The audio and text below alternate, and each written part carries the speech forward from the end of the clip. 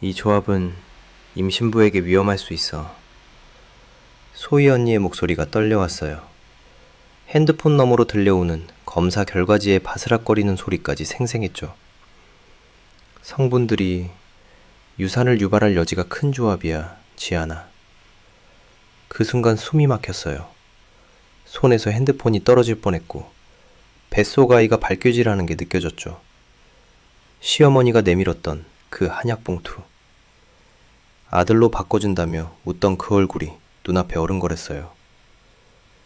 지아나? 괜찮아? 지아나! 소희 언니가 불렀지만 대답할 수가 없었어요. 가슴이 터질 것 같았거든요. 내가 만약 그걸 먹었다면 생각만 해도 온몸이 얼어붙었어요. 이건 단순한 시집살이가 아니었어요. 제가 뱃속 아이를 지키려고 그 한약을 거부한 게 아니라 정말로 아이를 잃을 수도 있는 위험이었다는 거예요. 그들은 몰랐겠죠. 제가 그날부터 모든 걸 정리하기 시작할 거라는 걸요. 여러분의 구독, 좋아요는 더 많은 사연을 만드는 힘이 됩니다. 오늘의 사연, 지금 시작합니다. 안녕하세요. 저는 최지안이에요. 올해 35이고 초등학교에서 아이들을 가르치고 있어요. 지금 이 이야기를 들려드리는 건 제가 4년 동안 참아왔던 시집살이가 어떻게 끝났는지 여러분께 말씀드리고 싶어서예요. 그날은 임신 16주째 되던 날이었어요. 산부인과에서 선생님이 모니터를 보시더니 환하게 웃으셨죠. 축하드려요. 건강한 여자 아기예요. 순간 남편 민준이의 어깨가 살짝 처진 게 느껴졌어요. 저도 마음 한편으론 아쉬웠죠. 시댁에서 그토록 기다리던 아들이 아니었으니까요. 괜찮아. 여자 아이도 좋잖아. 민준이가 제 손을 꽉 잡으며 말했어요. 하지만 그의 목소리엔 애써 밝게 하려는 노력이 묻어났어요. 집으로 돌아가는 길에 민준이가 시어머니께 전화를 걸었어요. 엄마, 검진 받았어요. 내 여자 아이래요. 핸드폰 너머로 들려오는 시어머니의 목소리가 확실히 달라졌어요. 처음엔 아, 그래? 하더니 잠깐 침묵이 흘렀죠. 그러고 나서 들려온 건 차가운 한숨이었어요. 그럼 이번엔 정말 잘해야지. 몸조리 제대로 해야 해. 무슨 뜻인지 알 것 같아서 가슴이 답답했어요. 첫째, 혜원이도 딸이었거든요. 그때도 시어머니는 실망을 숨기지 않으셨죠. 시댁에 도착하니 시어머니 분녀, 어머님이 거실에서 기다리고 계셨어요. 평소보다 표정이 굳어 보였어요. 어서 와. 앉아. 어머님의 목소리가 평소보다 낮았어요. 민준이는 엄마, 괜찮죠? 하면서 눈치를 보더라고요. 괜찮긴 뭐가 괜찮아. 딸만 둘이면 나중에 어쩌려고 그래. 그 말씀을 들으니 목이 막혔어요. 저도 모르게 배를 감쌌죠. 어머님, 건강한 게 가장 중요하잖아요. 제가 조심스럽게 말했지만 어머님은 고개를 저으셨어요. 지안이 너는 몰라. 집안에 아들이 있어야 대가 이어지는 거야. 시아버지께서도 신문을 접으시며 고개를 끄덕이셨어요. 그럼 그렇지. 요즘 세상이 바뀌었다고 해도 집안일은 다르거든. 동서예림 씨가 부엌에서 나오면서 끼어들었어요. 어머님 말씀이 맞죠. 우리 찬영이 있어서 참 다행이에요. 찬영이는 동서의 아들이자 이 집안의 유일한 남자 손자였어요. 올해 4살인데 벌써 온 집안의 관심이 그 아이에게 쏠려 있었죠. 맞아. 우리 찬영이가 진짜 장손이야. 어머님이 찬영이 이야기가 나오자 표정이 확 밝아지셨어요. 그 차이가 너무 극명해서 마음이 아팠어요. 2주 정도 지났을 때였어요. 어머님이 저를 따로 부르시더라고요.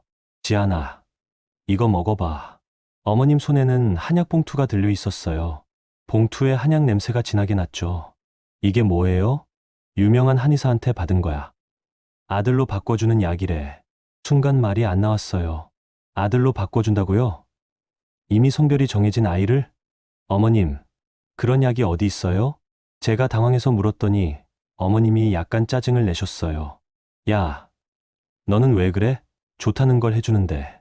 하지만 임신 중에 함부로 약을. 임신 중에 먹어도 되는 걸로 지어달라고 했어.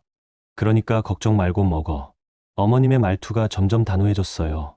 거절하면 안 될 분위기였죠. 하루에 하나씩 끓여서 먹어. 알겠지? 한약 봉투를 받아든 제 손이 떨렸어요. 이게 정상적인 건지, 정말 안전한 건지 확신이 서지 않았어요. 어머님, 한의사 선생님이 정말 괜찮다고 하셨어요? 당연하지. 내가 돈 주고 산 거야. 그런데 왜 자꾸 묻는 거야? 어머님의 목소리에 불쾌함이 묻어났어요. 더 이상 반박할 수 없는 분위기였죠. 집으로 돌아와서 한약봉투를 식탁에 올려놓고 한참을 바라봤어요. 정말 이런 약이 있을까요? 아들로 바꿔준다는 약이요. 민준이가 퇴근해서 한약을 보더니 고개를 갸웃했어요. 엄마가 또 뭘 사오셨네. 아들로 바꿔주는 약이래. 그런 게 어디 있어. 그냥 몸보신용 아닐까? 민준이는 대수롭지 않게 넘어가려 했어요. 하지만 저는 뭔가 이상하다는 생각이 들었어요. 그날 밤 잠을 이룰 수가 없었어요. 배 속의 아이가 발길질할 때마다 어머님의 말씀이 떠올랐거든요. 아들로 바꿔주는 약이라는 말이 계속 머릿속을 맴돌았어요. 한참을 뒤척이다가 핸드폰을 켜서 검색해봤어요. 임신 중 한약, 성별 바꾸는 약 같은 키워드로요. 하지만 나오는 건 그런 약은 없다는 이야기뿐이었어요. 그런데 왜 어머님은 그런 약이라고 하신 걸까요? 정말 한의사가 그렇게 말했을까요? 아니면 생각하고 싶지 않은 가능성이 머릿속을 스쳤어요. 혹시 저에게 해로운 뭔가가 들어있는 건 아닐까요? 그때 배 속 아이가 또 한 번 발길질했어요. 마치 엄마, 조심해라고 말하는 것 같았죠. 저는 그 한약을 먹지 않기로 마음먹었어요. 어떤 핑계를 대서라도 피해야겠다고 생각했죠. 왠지 모르게 불안했거든요. 새벽이 되어서야 겨우 잠이 들었어요. 꿈에서는 계속 그 한약 봉투가 나왔어요. 봉투에서 검은 연기가 피어오르는 악몽이었죠. 시퀀스 2 4천만 5천자. 그 한약 이야기를 하려면 먼저 제가 왜 그렇게 의심하게 되었는지부터 말씀드려야겠어요. 사실 시댁에서 차별을 받기 시작한 건 첫째 혜원이를 낳고 첫 번째 명절 때부터였거든요. 혜원이가 돌이가 지났을 때였어요. 추석이어서 온 가족이 모였죠. 시댁 거실엔 시아버지, 어머님, 시동생 원준이와 그 아내 혜림씨, 그리고 혜림씨의 아들 찬영이까지 다 모여 있었어요. 분위기는 화기애애했어요. 특히 찬영이를 중심으로 모든 대화가 돌아갔죠. 우리 찬영이가 벌써 이렇게 컸네. 어머님이 찬영이를 무릎에 앉히시며 흐뭇하게 웃으셨어요. 찬영이는 장손이니까 당연히 사랑받을 거라고 생각했어요. 그런데 그 다음에 벌어진 일은 정말 충격이었어요. 잠깐, 내가 준비한 게 있어. 어머님이 일어나시더니 안방에서 뭔가를 가져오셨어요. 통장 2개였어요. 자, 찬영아, 이거 할머니가 너 주는 거야. 어머님이 찬영이에게 건네신 통장을 보고 깜짝 놀랐어요. 겉표지에 적힌 잔고가 1억이었거든요. 어머님, 이게 뭐예요? 제가 놀라서 물었더니 어머님이 당당하게 대답하셨어요. 장손 축하금이야. 우리 찬영이 앞으로 잘 자라라고. 혜림 씨가 옆에서 감격해하며 말했어요. 어머님, 너무 감사해요. 찬영이한테 이렇게까지. 우리 장손인데 당연하지. 나중에 집안대 이어갈 애인데. 그러고 나서 어머님이 혜원이 쪽을 보셨어요. 제 가슴이 두근거렸어요. 혜원이한테도 뭔가 주실 건가 싶어서요. 혜원이도 이리 와. 혜원이가 아장아장 어머님께 다가갔어요. 어머님이 또 다른 통장을 꺼내셨죠. 자, 혜원이도 받아. 그런데 그 통장은 찬영이 것과는 달랐어요. 1천만 원이라고 적혀 있었거든요. 어머님, 제가 뭔가 말하려고 했는데 어머님이 먼저 말씀하셨어요. 여자애는 이 정도면 충분해. 어차피 시집 가면 남의 집 사람이 되는 거잖아. 그 말을 듣는 순간 머리가 띵해졌어요. 같은 손자인데 왜 이렇게 차이를 두시는 건지 이해할 수 없었어요. 혜림 씨가 옆에서 맞장구를 쳤어요. 어머님 말씀이 맞죠. 요즘 세상이 바뀌었다고 해도 결국 아들이 집안을 이어가는 거니까요. 시아버지께서도 고개를 끄덕이셨어요. 그럼 그렇지. 아들과 딸을 똑같이 키울 수는 없는 거야. 저는 참을 수가 없었어요. 설령 금액의 차이가 있다고 해도 이렇게 노골적으로 차별하시는 건 너무했거든요.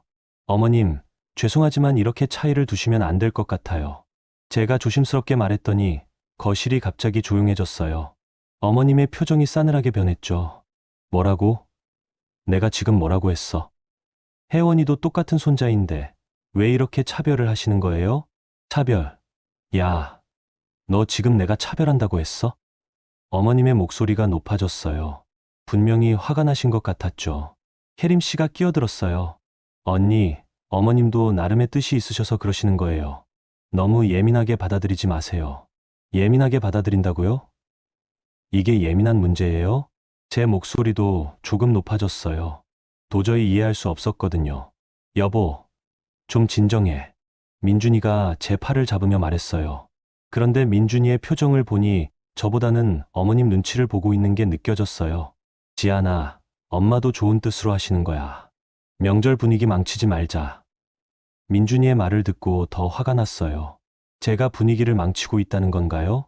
저는 혜원이 통장을 받을 수 없어요. 제가 단호하게 말하며 통장을 어머님께 다시 내밀었어요. 야, 너 지금 뭐 하는 거야? 어머님이 벌떡 일어나시며 소리를 지르셨어요. 버릇없는 게 어른한테 대들어? 내가 뭔데 내가 주는 걸 받고 안 받고를 결정해? 어머님, 저는 차별받고 싶지 않아요. 혜원이도 소중한 손자라고요. 소중하긴 뭐가 소중해. 딸이 뭐 그리 소중하다고. 어머님의 말에 가슴이 무너졌어요. 혜원이가 그 말을 듣고 있었거든요. 겨우 돌 지난 아이지만 분위기는 느낄 거예요. 여보, 제발 그만해. 민준이가 제 손을 잡아 끌었어요. 하지만 저는 물러설 수 없었어요. 어머님이 사과하지 않으시면 저는 이 돈 못 받아요. 사과? 내가 왜 사과해? 너야말로 사과해. 어른한테 버릇없이 굴어서 시아버지께서 신문을 탁 내려놓으시며 말씀하셨어요. 이제 그만들 해. 집안 방식이 있는 거야. 집안 방식이라는 게 차별하는 거예요? 제가 시아버지께 따져 물었더니 시아버지의 얼굴도 굳어졌어요. 야, 요즘 며느리들이 어른 말을 안 듣나? 원준이가 지금까지 조용히 있다가 입을 열었어요. 형수, 너무 나간 거 아닌가요? 어머니가 좋게 해주시는 건데. 혜림 씨도 맞장구 쳤어요. 그러게요. 언니가 너무 예민하게 받아들이는 것 같아요. 요즘에도 다들 이렇게 사는 거예요. 사방에서 저를 몰아붙이는 분위기였어요. 민준이마저 제 편이 아니었죠. 결국 저는 혜원이의 통장을 들고 그 자리를 떠났어요. 하지만 그 통장은 집에 가서 서랍 깊숙이 넣어두었어요. 절대 쓰지 않겠다고 마음먹었거든요. 그날 밤 민준이와 크게 싸웠어요. 여보, 왜 엄마 앞에서 그렇게 했어? 기분 나쁘시잖아. 그럼 나는 기분이 좋을 것 같아. 우리 혜원이가 차별받는데? 차별이 아니라 그냥 옛날 사람들의 생각이야. 옛날 생각이라고 해서 괜찮은 거야? 우리 딸이 상처받아도 돼? 민준이는 결국 알겠다. 내가 엄마한테 말해볼게라고 했지만 결과적으로는 아무것도 바뀌지 않았어요. 오히려 그날 이후로 어머님이 저를 보는 시선이 달라졌어요. 버릇없는 며느리라는 낙인이 찍힌 것 같았죠. 지금 생각해보면 그때부터였어요. 제가 이 집안에서 정말로 환영받지 못하는 존재라는 걸 깨닫게 된 게 말이에요. 시퀀스 3, 4천만 5천자. 그 첫 번째 통장 사건 이후로 시댁 분위기가 확실히 달라졌어요. 어머님은 저를 볼 때마다 못마땅하다는 표정을 숨기지 않으셨고, 가족 모임 때마다 은근히 저를 겨냥한 말씀들을 하셨죠. 특히 혜원이 돌잔치 때가 그랬어요. 찬영이 돌잔치 때와는 정말 대조적이었거든요. 찬영이 돌잔치 때는 어머님이 앞장서서 준비하셨어요. 호텔 예약부터 하객 명단까지 다 챙기시면서 우리 장손 돌잔치라며 자랑하셨죠. 그런데 혜원이 돌잔치 때는 달랐어요. 지안아, 혜원이 돌잔치 어떻게 할 거야? 어머님이 무심한 듯 물으셨을 때 저는 당연히 도움을 주실 거라고 생각했어요. 어머님과 상의해서 정하려고 했어요. 아, 나는 그날 약속이 있어서 못 갈 것 같은데. 순간 귀를 의심했어요. 손녀 돌잔치에 못 온다고요? 어머님, 무슨 약속이신데? 성당에서 하는 모임이야. 미리 약속된 거라서 빼기가 어려워. 민준이가 옆에서 당황하며 말했어요. 엄마, 혜원이 돌잔치인데 그러시면 안 되죠. 왜 안 돼? 돌잔치가 뭐 꼭 할머니가 있어야 하는 건 아니잖아. 어머님의 태도가 너무 차가워서 마음이 아팠어요. 찬영이 돌잔치 때는 그렇게 열성이시더니 혜원이 때는 이렇게 무관심하시다니. 그럼 다른 날로 옮길까요? 제가 양보하려고 했는데 어머님이 고개를 저으셨어요. 아니야, 내가 알아서 해. 나는 선물이나 하나 사줄게. 결국 혜원이 돌잔치는 저희 가족만으로 조촐하게 치렀어요. 어머님이 보내주신 선물은 옷 한 벌이었는데 찬영이가 받은 금반지와는 비교할 수 없는 수준이었죠. 그 일 이후로도 차별은 계속됐어요. 가족 모임이 있을 때마다 어머님은 찬영이에게만 관심을 보이셨어요. 우리 찬영이는 정말 똑똑하네. 벌써 말도 이렇게 잘하고. 찬영이가 뭘 해도 어머님은 칭찬을 아끼지 않으셨어요. 반면 혜원이가 같은 걸 해도 별 반응이 없으셨죠. 혜원이도 말 잘하는데요. 제가 끼어들면 어머님은 시큰둥하게 반응하셨어요. 여자애들이 원래 말 빨라. 그게 뭐 자랑이야. 혜림 씨도 옆에서 거들었어요. 맞아요, 어머님. 남자애들이 늦게 크는 게 오히려 더 좋은 거라고 하던데요. 이런 식으로 혜원이가 뭘 해도 여자애니까 딸이라서라는 말로 깎아내리셨어요. 어느 날은 혜원이가 어머님께 안기려고 했는데 어머님이 살짝 밀어내시는 걸 봤어요. 혜원아, 할머니는 지금 바빠. 저기 찬영이 오빠랑 놀아. 혜원이의 상처받은 표정을 보는데 가슴이 찢어질 것 같았어요. 겨우 돌 지난 아이도 차별하는 분위기를 느끼는 것 같았거든요. 그런데 더 충격적인 건 이런 차별에 대해 아무도 문제 제기를 하지 않는다는 거였어요. 시아버지는 신문만 보시고 원준이와 혜림 씨는 오히려 자기들에게 유리한 상황이니까 당연하게 여기고 민준이마저 그냥 넘어가자는 식이었어요. 여보, 이건 너무 심한 것 같아. 제가 민준이에게 하소연하면 민준이는 항상 같은 대답이었어요. 엄마가 아기는 없으실 거야. 그냥 옛날 사람이라서 그런 거 아닐까? 아기가 없다고. 이게 아기가 아니면 뭐야? 좀 참아줘. 시간이 지나면 나아질 거야. 하지만 시간이 지나도 나아지지 않았어요. 오히려 더 노골적으로 변했죠. 혜원이가 두 돌이 지날 무렵 어머님이 이런 말씀을 하셨어요. 혜원이는 너무 응석바지로 키우지 마. 여자애는 얌전하게 키워야 해. 무슨 말씀이세요? 찬영이처럼 구는 거 봤어. 여자애가 남자애 따라하면 안 돼. 혜원이가 찬영이와 함께 뛰어놀고 있는 걸 보고 하신 말씀이었어요. 아이들이 그냥 함께 노는 건데 그것조차 제재하시는 거였어요. 혜림 씨가 거들었어요. 어머님 말씀이 맞아요. 여자애는 여자애답게 키워야죠. 너무 날뛰면 나중에 버릇없어져요. 찬영이도 똑같이 뛰어노는데 왜 혜원이만? 제가 항변하려고 했지만 어머님이 단호하게 말씀하셨어요. 남자애와 여자애는 달라. 그걸 왜 몰라? 그날 밤에도 민준이와 이야기했어요. 여보, 이러면 혜원이가 너무 위축될 것 같아. 엄마도 혜원이를 예쁘게 생각하시는데 표현 방식이 좀 다른 거 아닐까? 예쁘게 생각한다고? 어디서 그런 느낌을 받았는데 민준이는 대답하지 못했어요. 사실 어머님이 혜원이를 예쁘게 생각하신다는 증거는 어디에도 없었거든요. 그러면서 둘째를 가졌다는 소식을 알렸을 때 어머님의 첫 반응이 생각났어요. 이번엔 아들이었으면 좋겠다. 그때는 당연한 기대라고 생각했어요. 하지만 지금 돌이켜보니 그 말 속에는 딸이면 실망이라는 뜻이 숨어 있었던 거예요. 그리고 정말로 둘째도 딸이라는 걸 알게 됐을 때 어머님의 실망은 더 이상 숨겨지지 않았어요. 또 딸이야? 참, 그때의 한숨소리가 아직도 귀에 남아 있어요. 그리고 그 이틀 후에 나온 게 바로 그 한약이었죠. 아들로 바꿔주는 약이라면서 내미신 그 한약 공지를 받아들 때 저는 이미 알고 있었어요. 이 집안에서 딸은 환영받지 못한다는 걸, 그리고 그들이 저와 제 아이들을 어떻게 생각하는지도요. 그날 밤 뱃속의 아이가 발길질할 때마다 걱정이 됐어요. 이 아이도 혜원이처럼 차별받으며 자라야 하는 건 아닐까요? 그때부터였어요. 그 한약에 대한 의심이 본격적으로 시작된 게 말이에요. 시퀀스 4천만 5천자. 한약을 받은 지 일주일이 지났는데도 저는 먹지 못하고 있었어요. 자꾸만 뭔가 이상하다는 생각이 들었거든요. 지아나, 약은 잘 먹고 있어? 어머님이 전화로 확인하셨을 때 저는 얼버무렸어요. 네, 먹고 있어요. 하지만 사실은 하나도 먹지 않았어요. 그냥 냉장고에 넣어둔 채였죠. 며칠 더 지나서 어머님이 직접 오셨어요. 약 먹은 봉지 좀 보자. 순간 식은땀이 났어요. 먹지 않은 게 들킬까 봐요. 그게, 왜? 안 먹었어? 어머님의 목소리가 차가워졌어요. 입맛이 없어서 조금. 야, 이런 좋은 약을 왜 안 먹어? 돈 주고 산 건데. 죄송해요. 앞으로 잘 먹을게요. 하지만 어머님은 못마땅하다는 표정을 숨기지 않으셨어요. 정말 이상해. 아들 낳으려고 안 하는 며느리가 어디 있어? 그 말을 듣고 더욱 확신이 들었어요. 이 한약에는 분명 뭔가 문제가 있다고요. 그날 저녁 저는 결심했어요. 이 한약의 성분을 정확히 알아봐야겠다고. 마침 제 친구 중에 한의사인 소희 언니가 있었어요. 언니에게 전화를 걸었어요. 언니, 한 가지 부탁이 있어.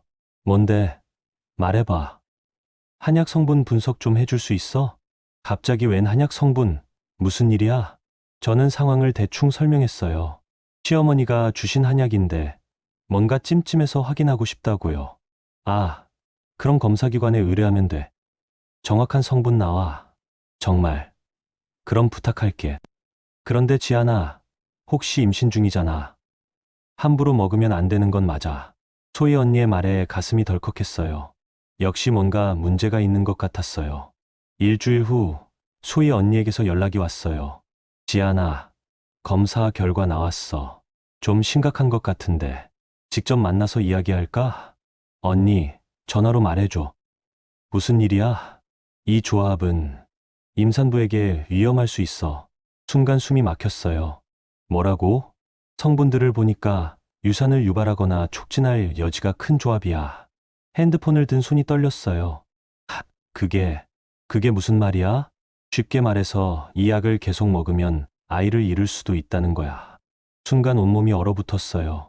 뱃속에 아이가 발길질하는 게 느껴졌는데 마치 엄마 고마워, 안 먹어줘서라고 하는 것 같았어요. 언니, 정말이야? 응. 한두 번 먹었다고 바로 위험한 건 아니지만 계속 복용하면 문제가 될 수 있어. 전화를 끊고 한참을 멍하니 앉아 있었어요. 도저히 믿을 수가 없었거든요. 시어머니가 정말로 제 아이를? 민준이가 퇴근해서 제 표정을 보더니 깜짝 놀랐어요. 여보, 왜 그래? 얼굴이 하얘. 저는 떨리는 목소리로 검사 결과를 말해줬어요. 여보, 그 한약 위험한 거였어. 뭐? 무슨 소리야? 유산 유발할 수 있는 성분들이 들어있대. 민준이의 표정이 굳어졌어요. 그, 그게 확실해? 소희 언니가 검사기관에 의뢰해서 나온 결과야. 민준이는 한참을 침묵했어요. 그러더니 고개를 저었어요. 아니야. 엄마가 그럴 리 없어. 여보, 한의원에서 잘못 지었거나 아니면 검사에 오류가 있었을 거야. 저는 믿을 수 없었어요. 이런 상황에서도 어머님을 두둔하다니요. 여보, 이게 장난이야? 우리 아이 목숨이 걸린 문제라고. 나도 알아. 그런데 엄마가 정말 그럴 의도였을 것 같아? 그럼 뭐야? 우연히 그런 약을 주신 거야? 모르겠어. 하지만 엄마를 의심하고 싶지는 않아. 그 순간 정말 절망스러웠어요. 남편마저 제 편이 아니라는 걸 깨달았거든요. 여보, 나는 지금 너무 무서워. 우리 아이가, 알겠어. 내가 엄마한테 물어볼게. 하지만 민준이의 목소리에는 확신이 없었어요. 정말 물어볼 것 같지도 않았고요. 그날 밤, 민준이가 어머님께 전화를 걸었어요. 저는 옆에서 들을 수 있게 스피커폰으로 했어요. 엄마, 지안이가 받은 한약 어떤 건가요? 왜? 무슨 일이야?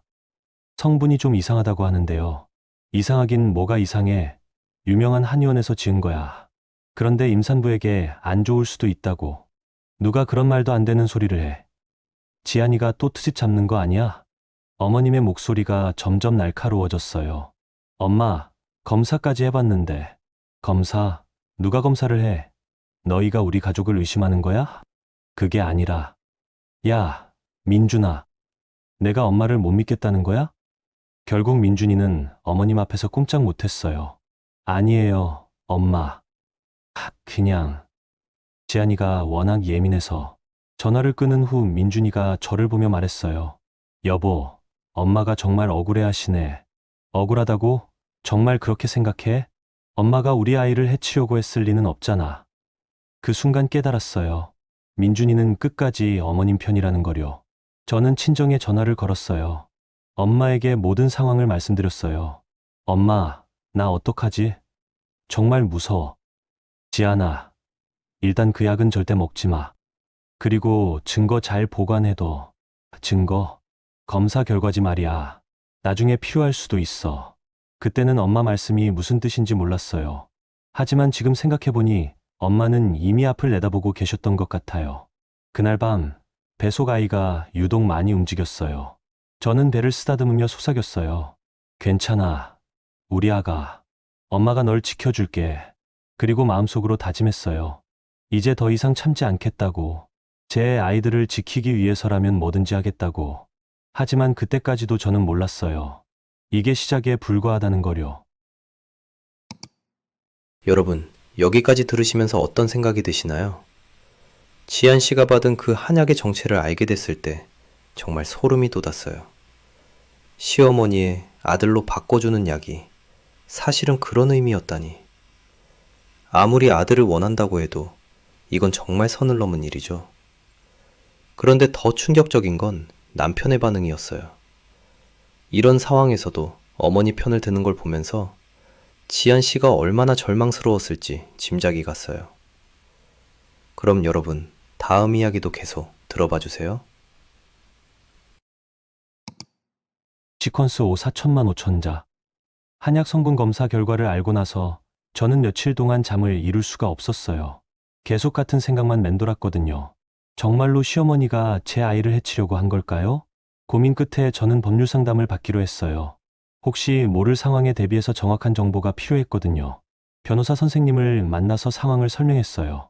만약 정말로 악의적인 의도였다면 이건 단순한 가족 갈등이 아니에요. 그럼 어떻게 해야 하죠? 일단 증거를 철저히 보존하세요. 검사 결과지, 한약 봉지, 관련 대화 내용, 모든 걸 기록으로 남겨두세요. 혹시 이혼을 생각한다면 어떤 준비가 필요한가요? 변호사 선생님이 신중한 표정으로 말씀하셨어요. 양육권 문제가 가장 중요할 거예요. 그리고 안전한 거주, 공간 확보도 필요하고요. 상담을 받고 나니 마음이 좀 정리됐어요. 일단은 모든 증거를 체계적으로 보관하기로 했어요. 집으로 돌아와서 소희 언니가 준 검사 결과지를 파일에 정리했어요. 한약 봉지도 냉동실에 따로 보관해뒀고요. 그런데 이틀 후 어머님이 갑자기 집으로 오셨어요. 지아나, 약은 잘 먹고 있어? 네, 먹고 있어요. 사실은 한 봉지도 안 먹었지만 말할 수가 없었어요. 그런데 효과는 어때? 아들로 바뀌었는지 검사해봤어? 순간 어머님의 말씀에 소름이 돋았어요. 정말로 그 약이 성별을 바꿀 수 있다고 믿고 계신 건가요? 아니면, 어머님, 그런 약이 정말 있어요? 당연하지. 한의사가 그렇게 말했는걸. 어떤 한의원이세요? 저도 가서 상담받고 싶어요.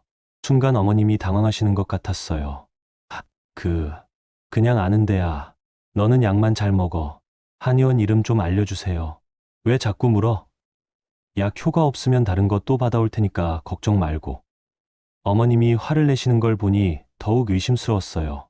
정말 한의원에서 받은 약이 맞을까요? 며칠 후 시댁에서 가족 모임이 있었어요.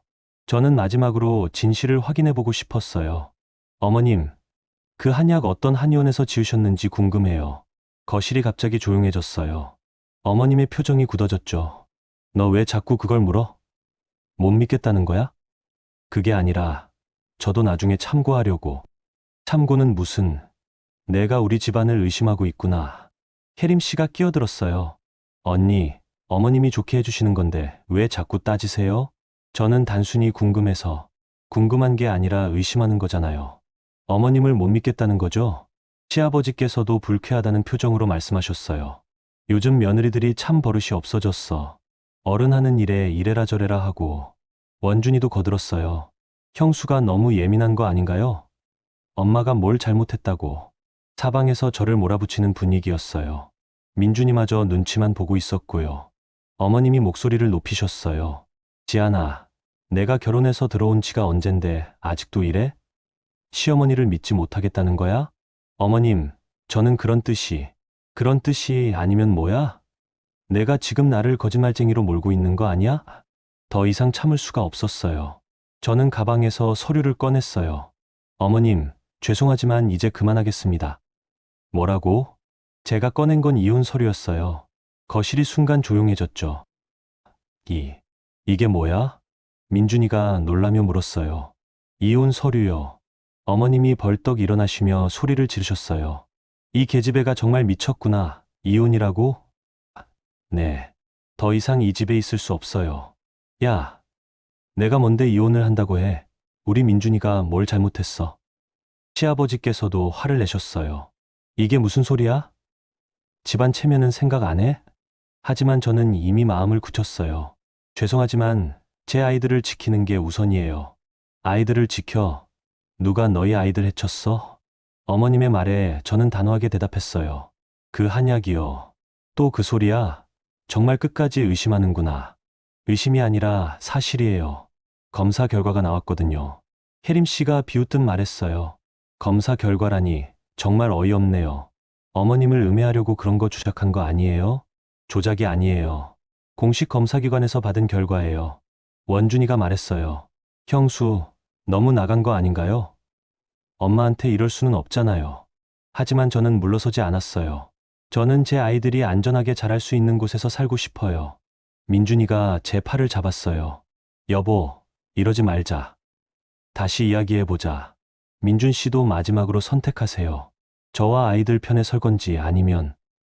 민준이는 한참을 망설이더니 어머님 쪽을 바라봤어요. 그 순간 저는 알았어요. 민준이의 선택을요. 여보, 엄마한테 사과해. 이건 너무 심한 거야. 그 말을 듣는 순간 마지막 희망도 사라졌어요. 저는 조용히 일어나서 말했어요. 알겠어요. 이혼 진행하겠습니다. 어머님이 마지막으로 소리를 지르셨어요. 야, 내가 나가면 어디 갈 데가 있다고 그래? 걱정 안 하셔도 돼요. 제 일은 제가 알아서 할 테니까요. 그렇게 저는 그 집을 나왔어요. 뱃속의 아이가 발길질하는 게 느껴졌는데 이상하게 마음이 후련했어요. 이제 정말로 새로운 시작이었어요. 시퀀스 6 4천만 5천자. 이혼 서류를 내밀고 나서 모든 게 달라졌어요. 민준이는 제가 설마 정말로 이혼을 진행할 거라고는 생각 못했던 것 같아요. 여보, 정말 이혼하겠다는 거야? 이혼 조정 신청서를 제출한다고 했을 때 민준이가 당황하며 물었어요. 네. 더 이상 함께 살 수 없어요. 그럼 혜원이는, 뱃속 아이는? 제가 키울 거예요. 민준이의 표정이 굳어졌어요. 양육비도 안 받겠다는 거야? 현실적으로 생각해봐. 그때부터 민준이의 본색이 드러나기 시작했어요. 처음에는 회유하더니 나중에는 협박에 가까운 말들을 했거든요. 여보, 내가 교사 월급으로 아이 둘 키우기 힘들 거야. 그리고 혜원이 아빠 없이 자라는 게 정말 좋은 거야? 하지만 저는 이미 마음의 준비를 끝낸 상태였어요. 친정 부모님과도 상의했고 경제적인 계획도 세웠거든요. 조정 신청 후 첫 번째 조정기일이 잡혔어요. 법원에서 만난 민준이는 완전히 다른 사람이 되어 있었어요. 조정위원님, 제 아내가 갑자기 이상해졌어요. 어떤 면에서 그렇다고 생각하십니까? 저희 어머니를 음해하고 있어요. 한약을 주셨는데 그게 위험한 거라면서 검사까지 받았어요. 민준이는 저를 마치 피해망상에 빠진 사람처럼 몰아갔어요. 부인, 어떻게 생각하세요? 조정위원이 저에게 물었어요. 저는 검사 결과를 가져왔습니다. 저는 준비해둔 서류들을 꺼냈어요. 소희 언니의 소견서, 공식 검사기관의 성분 분석 결과, 그리고 어머님과의 대화 내용을 기록한 메모들까지요. 이 한약에는 임산부에게 위험할 수 있는 성분들이 들어있다는 게 확인됐습니다. 조정위원이 서류를 자세히 살펴보더니 민준이에게 물었어요. 이에 대해 어떻게 생각하십니까? 민준이는 당황한 기색이 역력했어요. 그건 어머니가 악의 없이 하신 일이에요. 몸보신용으로 주신 거죠. 그럼 왜 아들로 바꿔주는 약이라고 하셨을까요? 제가 반박하자 민준이는 말을 제대로 못했어요. 조정은 결렬됐어요. 민준이가 이혼에 동의하지 않았거든요. 그 후 며칠 뒤 어머님이 저에게 직접 전화를 걸어왔어요. 지아나, 우리 만나서 이야기해보자. 어머님, 더 이상 할 말 없어요. 내가 원하는 게 뭐야? 돈이야? 순간 어이가 없었어요. 돈이라니요? 양육비 많이 받고 싶은 거지. 얼마 주면 이혼 안 하고 조용히 넘어갈래? 그 말을 듣고 화가 치밀었어요. 어머님, 저는 돈 때문에 이혼하는 게 아니에요. 그럼 뭐 때문에? 한약 때문이야. 그깟 것 때문에 집안을 뒤집어 놓을 거야? 그깟 것이라고요? 제 아이 목숨이 걸린 문제인데요. 야, 너 지금 나를 살인자로 몰고 있는 거야? 전화 너머로 어머님의 분노가 느껴졌어요. 하지만 저는 더 이상 물러서지 않았어요. 어머님이 어떤 의도였는지는 모르겠지만 결과적으로 위험한 상황이었어요. 의도? 내가 무슨 의도가 있다는 거야? 그건 어머님만 아시겠죠. 결국 어머님도 화를 내며 전화를 끊으셨어요. 그 후 며칠 동안 시댁 식구들에게서 연락이 쏟아졌어요. 혜림 씨, 원준이 심지어 시아버지까지 전화를 걸어왔어요. 형수, 너무 고집 부리지 마세요. 원준이의 전화였어요. 저는 고집을 부리는 게 아니에요. 그럼 뭐예요? 어머니가 그렇게 빌어도 안 되겠어요? 언제 빌었나요? 오히려 저를 돈에 환장한 사람으로 몰고 있던데요. 형수도 좀 이해해 주세요. 어머니도 나름 충격받으셨어요. 하지만 저는 더 이상 그들의 말에 휘둘리지 않았어요. 친정 부모님이 큰 힘이 되어주셨어요. 특히 아버지가 단호하게 말씀하셨어요. 지아나, 내 판단이 옳다. 끝까지 밀고 가거라. 아빠, 정말 괜찮을까요? 괜찮을까가 아니라, 그래야만 해. 내 아이들을 지키는 게 우선이야. 어머니도 현실적인 도움을 주셨어요. 지아나, 우리가 전세자금 도와줄게. 아이들과 안전하게 살 수 있는 곳으로 나와. 엄마, 괜찮아요?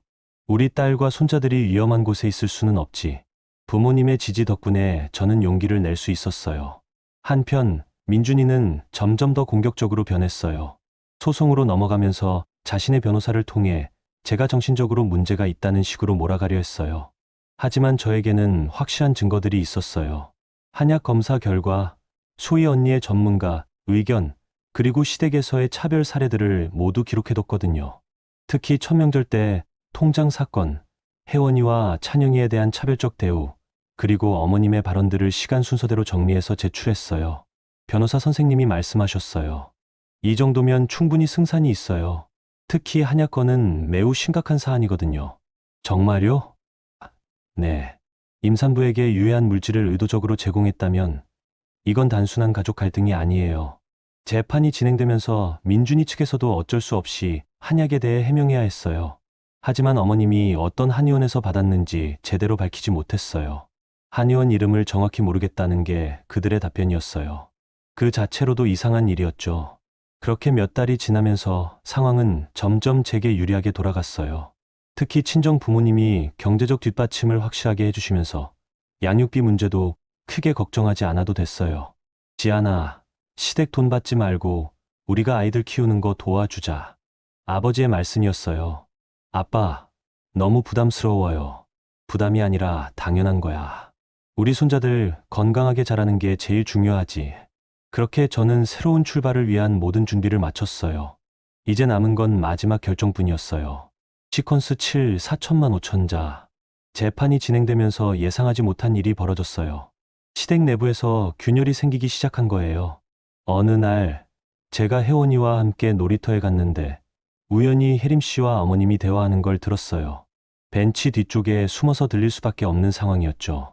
어머님, 솔직히 말씀드리면 지안 언니가 나가는 게 나쁘지 않을 것 같아요. 혜림 씨의 목소리였어요. 무슨 소리야? 생각해보세요. 지안 언니가 나가면 집안에서 나가는 돈이 훨씬 줄어들잖아요. 순간 귀를 의심했어요. 그리고 찬영이가 장손이니까 나중에 재산 상속받을 때도 더 유리하고요. 어머님이 잠시 침묵하시더니 대답하셨어요. 그런 건 생각 안 해봤는데. 어머님, 현실적으로 생각해보세요. 민준이 형이 이혼하면 우리 찬영이 입지가 더 확실해지는 거예요. 혜림 씨의 계산적인 말투에 소름이 돋았어요. 그동안 시어머니 편을 들며 저를 몰아붙였던 이유가 이거였다니. 그래도 민준이가 불쌍한데. 민준이 형은 나중에 다시 결혼하면 되잖아요. 이번엔 아들 낳을 수 있는 사람으로요. 그 말을 듣는 순간 온몸이 떨렸어요. 이들에게 저와 제 아이들은 그저 방해물이었던 거예요. 며칠 후 시동생 원준이가 저에게 직접 연락해 왔어요.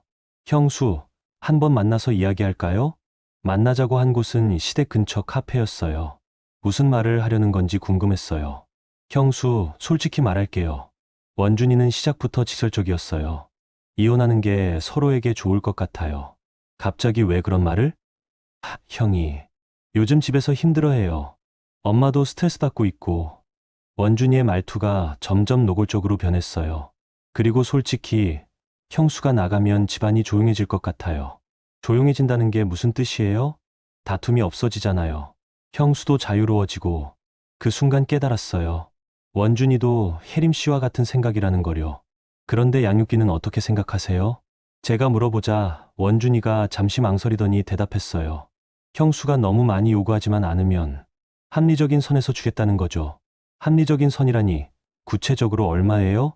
한 달에 50만 원 정도? 저도 모르게 웃음이 나왔어요. 50만 원으로 아이 둘을 키우라고요? 형수도 직업이 있잖아요. 교사 월급이면. 원준 씨, 현실을 모르시는군요. 제가 단호하게 말했더니 원준이의 표정이 굳어졌어요. 그럼 형수는 얼마를 원하는 거예요? 법정 양육비 기준대로 받을 거예요. 그건 너무 과한 것 같은데. 과하다니요? 제 아이들이 받을 당연한 권리예요. 원준이는 더 이상 할 말이 없는 것 같았어요. 하지만 마지막에 한마디 더 했어요. 형수, 너무 고집부리면 나중에 후회할 수도 있어요. 그 말이 협박처럼 들렸어요. 집으로 돌아와서 이 모든 상황을 정리해봤어요.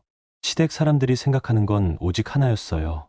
저와 제 아이들이 사라지는 것이요. 그런데 정작 중요한 건 따로 있었어요. 참, 명절 때 받았던 그 통장들 말이에요. 저는 변호사 선생님께 상황을 말씀드렸어요.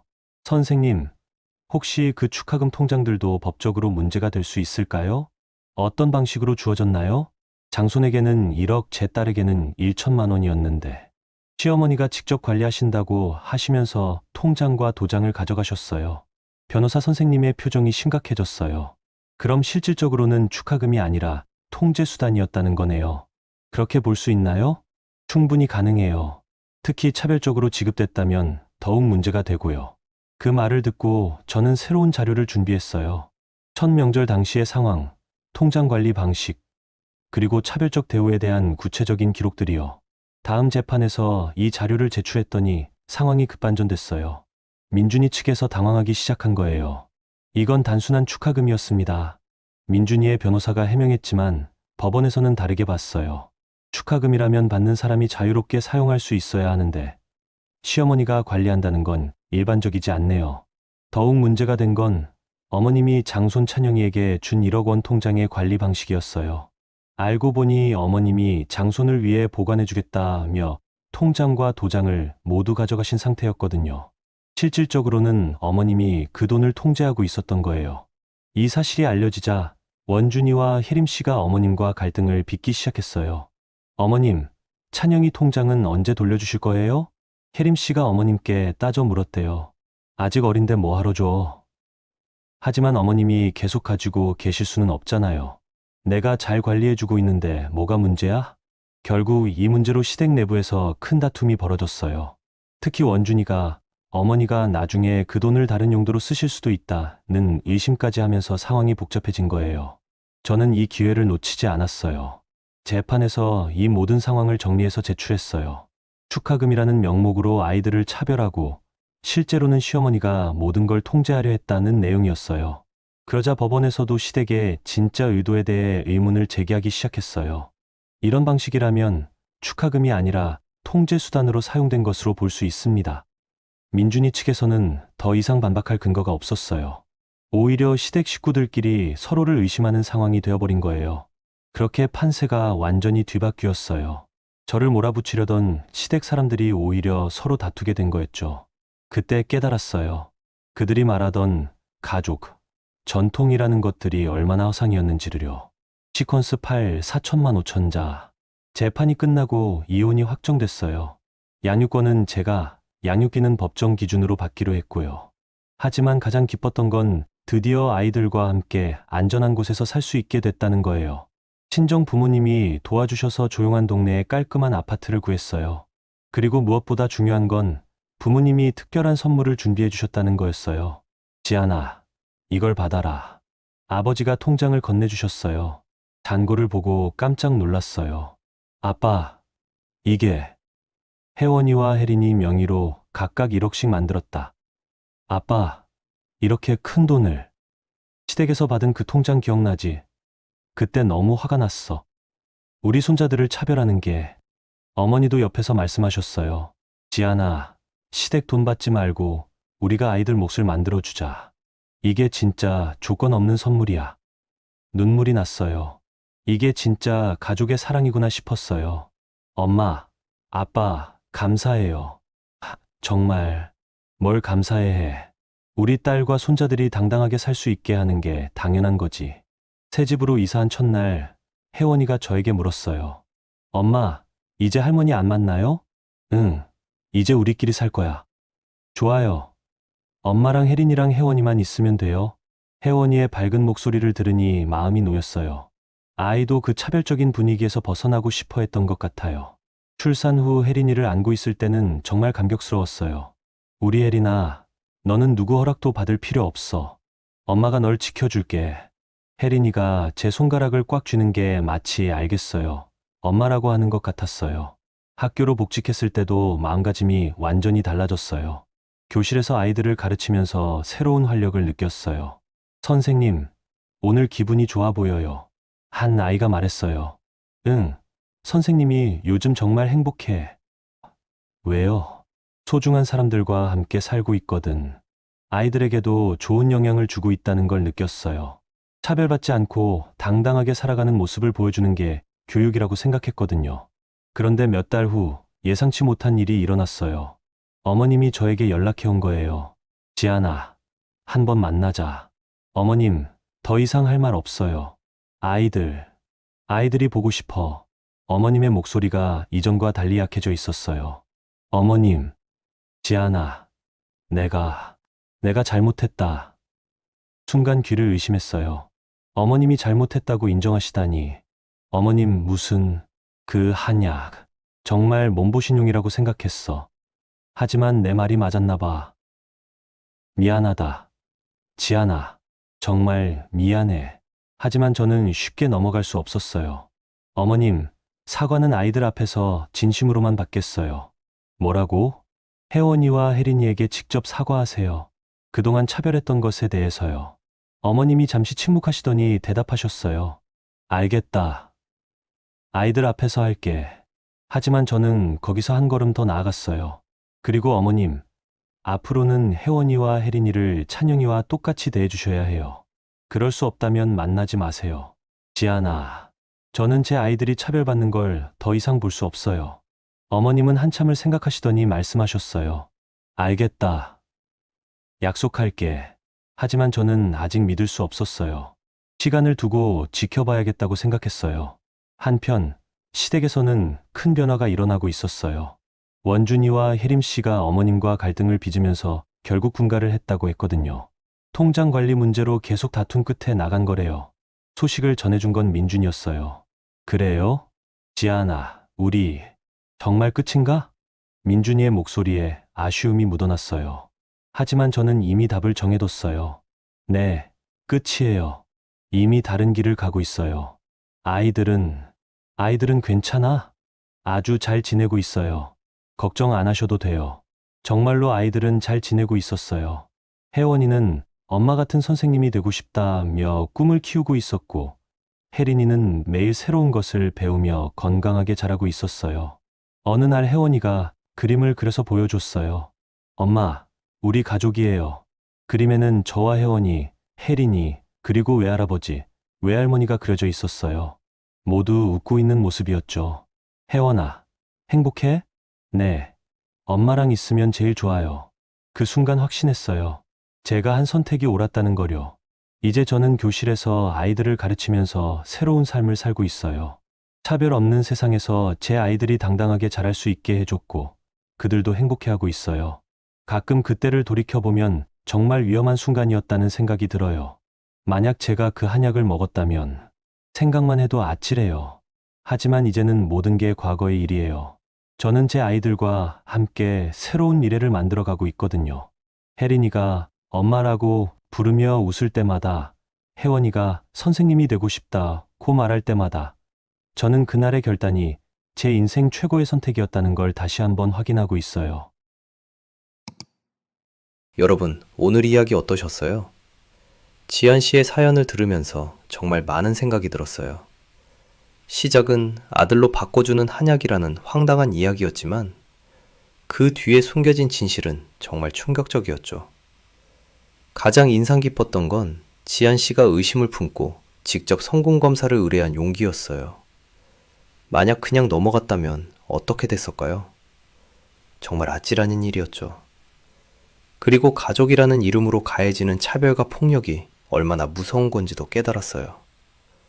특히 어린 혜원이가 그 차별을 온몸으로 느끼며 자라야 했다는 게 마음 아팠어요. 하지만 무엇보다 감동적이었던 건 지한 씨의 결단력이었어요. 내 아이들을 지키겠다는 한 마음으로 모든 걸 정리하고 새 출발을 한 모습이 정말 대단했죠. 그리고 친정 부모님의 무조건적인 사랑도 인상적이었어요. 시댁돈 받지 말고 우리가 아이들 몫을 만들어주자고 하시던 아버지의 말씀이 아직도 가슴에 남아요. 누구나 살아가며 다양한 선택의 순간을 만나죠. 때로는 찾는 게 미덕이라고 여겨지기도 하고 가족의 평화를 위해 자신을 희생해야 한다는 압박을 받기도 해요. 하지만 지한 씨의 이야기는 보여줍니다. 정말 중요한 건 외부의 시선이나 체면이 아니라 우리가 지켜야 할 소중한 사람들의 안전과 행복이라는 걸요. 때로는 용기 있는 결단이 모든 걸 바꿨어요. 지한 씨가 이혼 서류를 테이블에 놓던 그 순간처럼 말이에요. 여러분께도 오늘의 이야기가 작은 위로와 지혜가 되었으면 좋겠습니다. 그리고 혹시 비슷한 상황에 계신 분이 있다면 혼자가 아니라는 걸 기억해 주세요. 용기를 내어 도움을 요청하는 것도 때로는 필요하답니다. 구독과 좋아요 부탁드립니다.